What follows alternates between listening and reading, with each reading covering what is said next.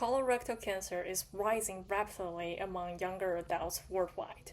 People born in the 90s face nearly double the risk compared to those born in the 50s. Traditional risk factors like diet and obesity cannot fully explain this alarming trend, which means we need to look for new drivers.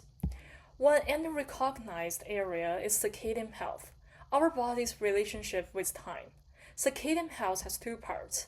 The first is the stability of our internal body clock, which organizes sleep, metabolism, and cell repair. The second is exposure to external disruptors, especially artificial light at night, that can push this clock off balance. Most people know that artificial light affects stargazing, and that it can disrupt sleep and mood. But what about its direct impact on our health? Can we measure it and link it to colorectal cancer? That is the critical question our research set out to answer. We studied nearly 80,000 people in the UK Biobank and followed them up for up to 6 years. Each participant wore a wrist device that tracked both activity patterns and light exposure for 1 week. We used rest activity rhythm to measure circadian rhythm stability, and factor analysis to separate daytime and nighttime light exposure into two distinct measures. Our findings were clear.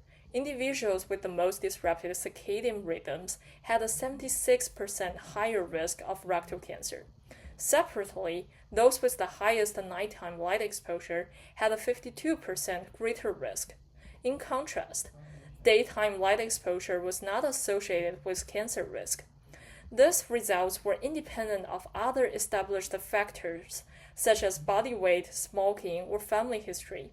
This is the first large-scale evidence that both internal circadian rhythm and external nighttime light exposure are independent risk factors for colorectal cancer. At WashU, our team is part of the Center for the Environment, where expertise study how exposure shape health. Alongside work on air quality and lung cancer, we are showing how circadian disruption may be just as important. Protecting health means not only clean air and water, but also protecting the rhythms of daily life. Circadian disruption is one clear risk factor, and it may only be the beginning.